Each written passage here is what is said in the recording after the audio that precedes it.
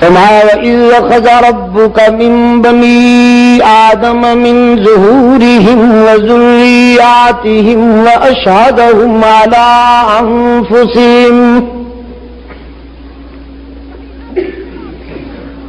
جب تیرے پروردگار نے اولاد آدم سے وعدہ لیا،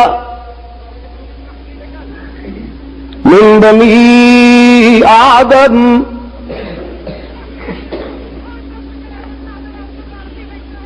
فکر و نظر، رنگ و نسل اور قوم و وطن کے امتیاز کے بغیر نظریاتی، سماجی، جغرافیائی، مذہبی اور رنگ و نسل کے تمام دنیاوی امتیاز کو بالائے طاق رکھ کر حق تعالی نے اس دنیا میں آنے والے تمام انسانوں کی روحیں جمع کی۔ روح کو آپ جانتے ہیں؟ ہاں، نہیں جانتے، آپ کے جسم کو جانتے ہیں۔ آپ کا تعارف تو جسم سے ہے نا۔ ارے نہیں روح سے بھائی، اگر روح کو آپ جانتے ہوتے تو جسم کی پوجا پاٹ میں نہ لگے رہتے، کبھی تو روح کے لیے بھی کچھ کرتے۔ اطلاع عرض ہے کہ اصل انسان ہے ہی روح، جسم تو مکان ہے، وہ مکین ہے اس میں، یا یوں سمجھ لیجئے کہ یہ خول ہے، تخم ہے وہ اس میں۔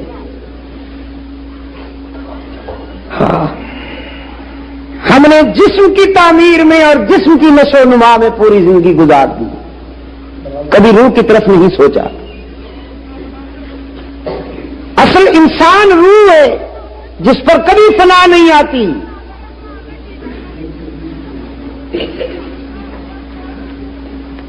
حق تعالی نے انسانی روحوں کو جمع فرمایا اور انسانی ارواح کے عظیم اجتماع سے خطاب کرتے ہوئے رب العزت نے فرمایا، اے اولاد آدم، میں تمہیں انسانی شرافت کا اعزاز دے کر دنیا میں بھیجنے والا ہوں اور ساری کائنات کو تمہارے لیے مسخر بنانے والا ہوں۔ خلق لکم ما فی السماوات والارض، زمین و آسمان میں جو کچھ بھی بناؤں گا تمہارے لیے بناؤں گا۔ زمین کو تمہارے لیے مسخر کیا جائے گا، تمہارے ٹھکانے کے لیے بچھونا بنایا جائے گا، فراش، اور اس قدر مسخر کر دوں گا کہ وہ زمین جس میں لوہا بھی دفن کیا جائے کچھ دنوں کے بعد وہ اسے مٹی میں بدل دیتی ہے۔ لیکن اے انسان، جب تو اسی زمین میں اپنا دانہ دفن کرے گا تو وہ اسے مٹی میں بدلنے کے بجائے گلزار بنا دے گی، تیرے ایک دانے کو کئی دانوں میں بدل کر تجھے تیری امانت واپس کر دے گی۔ آسمان کو چھت بنا کر اس کے دامن میں کبھی نہ بجھنے والے چراغ جلا دوں گا، ایسے قمق میں ایسے بلب روشن کر دوں گا جو قیامت تک فیوز نہیں ہوا کریں گے۔ ستاروں کو تابانی دوں گا، سورج کو درخشانی دوں گا، چاند کو لمعانیت عطا کروں گا، گلشن مہکیں گے، سبزے لہکیں گے، انادر چہکیں گے، دریا متلاطم ہوں گے، سمندر موج زن نظر آئیں گے، ندیاں بہتی ہوں گی، اشجار تیرے لیے، مویشی تیرے لیے۔ قرآن پاک نے یاد دہانی کرائی، وَلَكُمْ فِيهَا جَمَالٌ حِينَ تُرِيحُونَ وَحِينَ تَسْرَحُونَ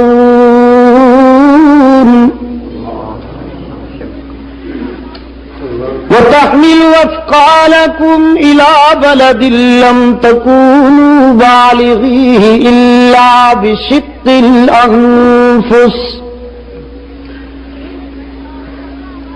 إِنَّ رَبَّكُمْ لَرَءُوفٌ رَحِيمٌ۔ والخيل والبغال والحمير لتركبوها وزينة ويخلق ما لا تعلمون. کچھ جانور تیرا بوجھ اٹھائیں گے، کچھ جانور تیری زیب اور زینت بنیں گے، کچھ جانور اپنا گوشت مہیا کریں گے تیری غذا کے لیے، کچھ جانور تجھے دودھ پلائیں گے، کچھ ساری زندگی تیرے پنجرے میں بند رہ کر قید تنہائی میں گزار دیں گے. اور رب کائنات نے فرمایا یہ میرا لطف و کرم ہوگا، یہ میری مہربانی ہوگی کہ تو میرا بنے نہ بنے، لیکن میری مخلوق تیری بغاوت نہیں کرے گی. وہ پوری زندگی تیری اطاعت اور غلامی میں گزار دیں گے. میں تو انہیں بے زبان پیدا کروں گا تاکہ تیرے مظالم اور زیادتیوں کے خلاف دنیا کی کسی عدالت میں استغاثہ ہی دائر نہ کر سکیں. دوسرے مقام پہ فرمایا وَإِنَّ لَكُمْ فِي الْأَنْعَامِ لَعِبْرَةً نُسْقِيكُم مِّمَّا فِي بُطُونِهِ مِن بَيْنِ فَرْثٍ وَدَمٍ لَبَنًا خَالِصًا سَائِغًا لِّلشَّارِبِينَ.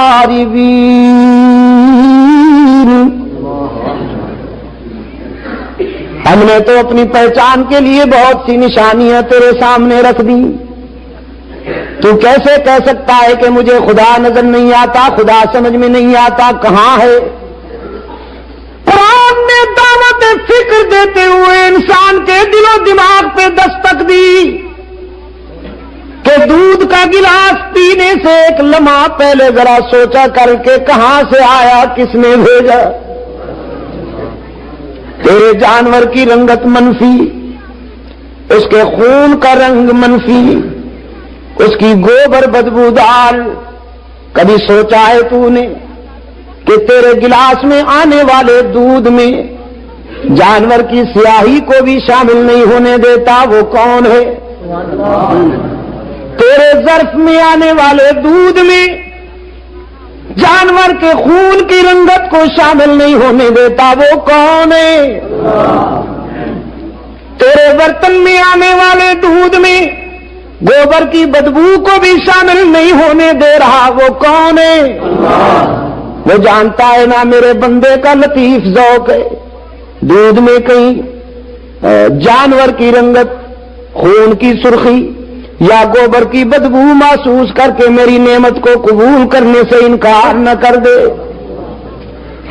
تینوں منفی چیزوں میں سے نسقیکم مما فی بطونی من بین فرث ودم لبنا خالصا سائغا لبنا خالصا سائغا للشاربین. خوش رنگ اور خوش ذائقہ دودھ کی نہریں جاری کرنے والا کون؟ اللہ. پتہ نہیں آپ نے کیوں آہستہ کہہ دیا؟ یہ نعمت عطا کرنے والا کون؟ اللہ. جب صحیح جواب دیا کیجئے، شاید میں پہلے بتا گیا ہوں. اللہ ہی. یہ نعمت عطا کرنے والا کون؟ اللہ ہی. اللہ ہی. کیونکہ عجم میں ایسے بیمار پیدا ہو گئے جو کہتے ہیں اللہ بھی، تو وہ دوسروں کو راضی کرنے کے لیے دودھ وغیرہ تقسیم کرتے رہتے ہیں اللہ بھی. تو اب آپ کے لیے میرے لیے ضروری ہو گیا ہے کہ اللہ بھی. جب نعمت اسی کے ہے تو تقسیم بھی اسی کے نام پہ ہونا چاہیے نا. نمک حلالی کا تقاضا ہے. رب کائنات نے فرمایا یہ ساری نعمتیں عطا کر کے تجھے انسان کامل بنا کے بھیجنے والا ہوں. اے ابن آدم، تجھے زبان دوں گا، زبان کو قوت گویائی عطا کروں گا. زبان کو قوت گویائی، یہ نہیں کہ ایک زبان سکھا دی جائے گی، ایک لینگویج. قوت گویائی ملے گی، تو جہاں رہتا ہوگا وہی زبان بولے گی. یہ نہیں کہ اگر یہاں سرحد میں رہنے والے کو پنجاب جانا پڑے تو یہ ٹکڑا بدلنا پڑے، پنجابی زبان لینی پڑے. یہ بس ذرا ادھر عقل کی مشینری کام کرے گی، ادھر یہ غلامی کرے گی، تو جس علاقے میں جائے گا یہ وہی زبان بولے گی. قوت گویائی ملے گی. آنکھیں عطا کروں گا، آنکھوں کو قوت بینائی ملے گی. ہاتھ پاؤں دوں گا، ہاتھوں پاؤں کو چلنے اور پکڑنے کی صلاحیت عطا کروں گا. دماغ دوں گا، دماغ کو قوت حافظہ عطا کروں گا.